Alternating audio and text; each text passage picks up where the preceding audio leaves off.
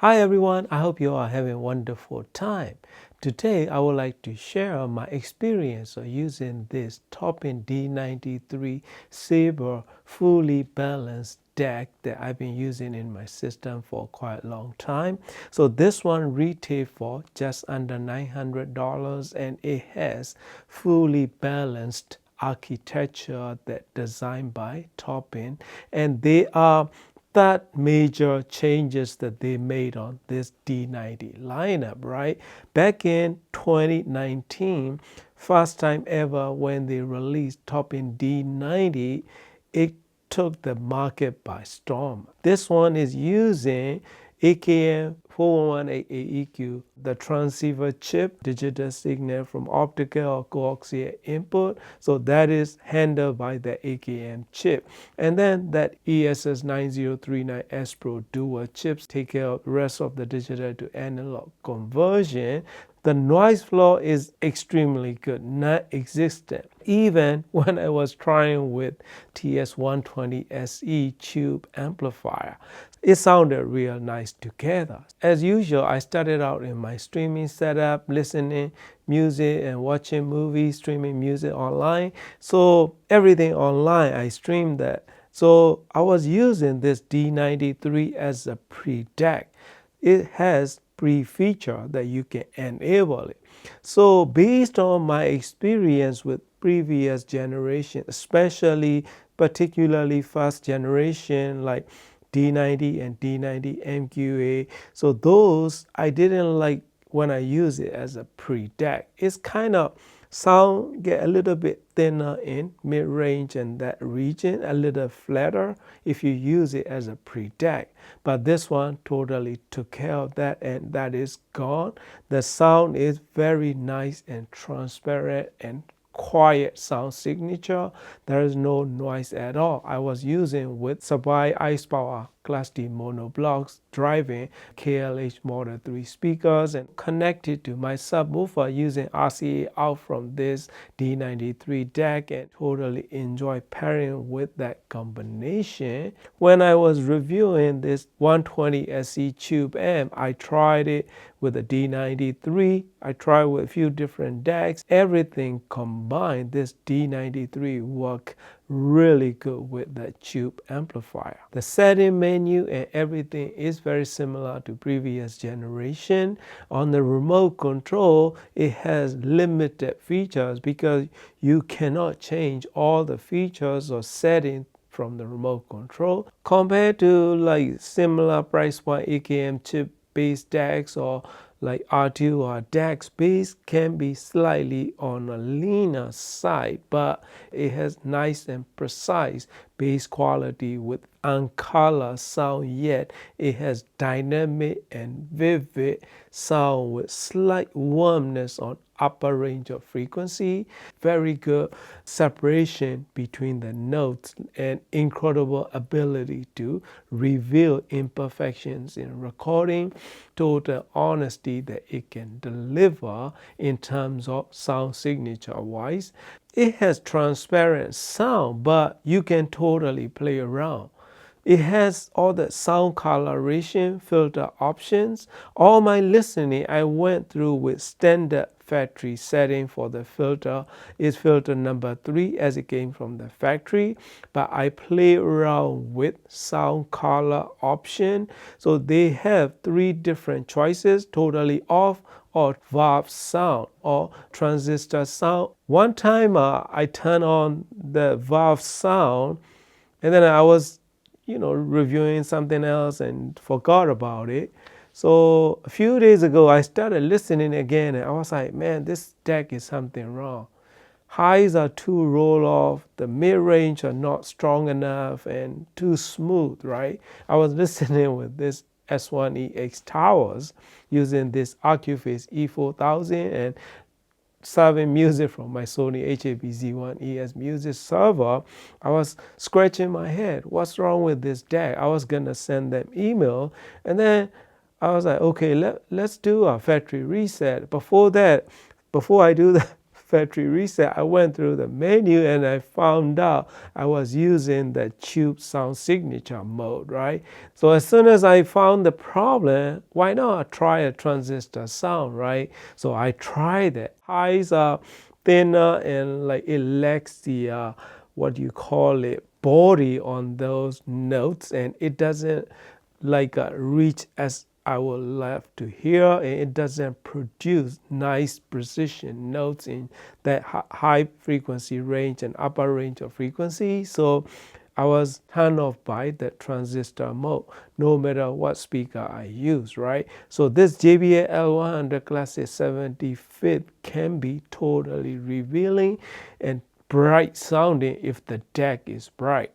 So this one total mirror of whatever you pair with, JBL L100 Classic 75th. So I went back to both of these speakers and I was like, man, this deck is sound better than previous generations, but not by a lot. It has nicer and richer side of balanced sound signature.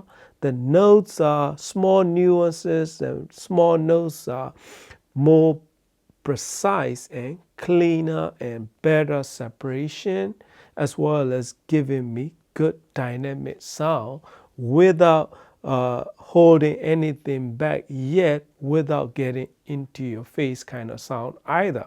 So it has good balanced sound that it can deliver, plus you get top of the line noise performance that many decks can only dream of. Someone might ask me what's the difference between this D93 Sabre and original D90. So obviously the chips are different. The menu system and everything similar, but if I remember right, this one is OLED display, original one is not, and they have different power supply, right? So this one have automatic international voltage power supply inside. Original one is not. It has a slider switch. So those are the differences. In terms of sound quality, even compared to last generation that I reviewed, that was a top-end D90 SE. It was using ESS9038 Pro chip in there. That's a single chip design. This one is 39S Pro dual chip. So that is a major difference. And another difference is this one is using AKM 4118 AEQ transceiver chip inside. Even compared to that, this one have a little bit more better refinement in terms of sound quality. So if you really want top of the line noise performance, this one can be very good option for you. If you already have other D90s, it may not be great upgrade in terms of noise performance, but sound quality, this generation have a slight improvement that it can deliver. Especially the mid-range are more sweeter and a little bit richer without sounding flat, yet it has a great revealing sound quality and balanced overall sound that it can deliver. So those are major benefits out of this D93 over previous generation. So that is probably deciding factor for many of the people if you are a big fan of top-end D90 line. Personally, I kind of like the way that they went with this D93 in terms of not only revealing, not only good at noise performance, not only have a transparent sound, it's also offer great musicality and like tonally balanced yet slight richness in overall frequency range. So that is a major plus, and kudos to Top-In for doing that. But a little bit of complaint on the menu system and features and design, right? So they didn't change the housing, they didn't change the menu system, so they didn't change much other than internal chips and everything and improvement in sound quality. I don't know why they don't bring in the new UI that they released on D70 line, right? So that UI is beautiful and very nice display and everything. So if they do that, it's going to be great for us to upgrade it. If you are thinking of getting tube amp or sound signature that you want to have, I will suggest you to try Valve sound coloration inside these decks, because it will totally give you very similar experience and perspective of that tube sound signature in your system without actually changing whatever the current amplifier that you have. That is the one thing that I like to mention it, because I was surprised by how tubey it sounds, more so than this TS120 SE tube amp. So that was to my surprise, right? If you are really getting into that kind of sound signature, I can totally recommend you to try it. But transistor sound, not fan at all. But when I went back to standard Top-End's D93 sound signature, that is the best sound out of these D90 series, because without getting bright sounding in your system, unless you have a brightly recorded music or bright sounding speakers, right? Even like this JBL L100 Classic 75th doesn't sound bright at all, because it can sound a bit bright with some decks and recording. With this D93, it's totally fine. I was listening to Oasis album, What's the Story, Morning Glory. I end up listening to whole album. So that's how good in controlling brightness compared to AKM chip-based decks, right? This D93 with this ESS dual chip design, the width of the sound stage is maybe slightly smaller. Depth is not as deep in my system. So those are the few things that I want to mention. So if you are deciding which one to go with, right? And also this one seems to be totally get rid of ESS hump. So this one sounded nice and natural. If you are in the market for new deck, this one is one deck that you should totally put it in your short list to audition. You might totally enjoy it in your system. So this one is very good deck that I can wholeheartedly recommend you to try it. Thank you for watching and happy listening. Next one it's called Kiss of Life. And let's hear some bass.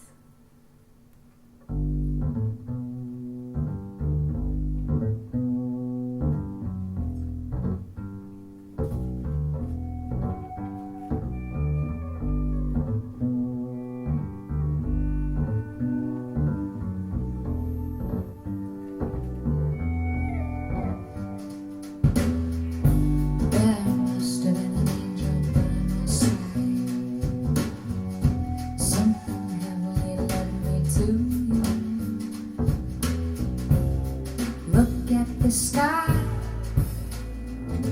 that's the color of love. There must have been an angel by my side. Something heavenly came from above. He led me to you. He led me to you. He burned the bridge to your heart, all the way. How many times I've lived inside, oh, I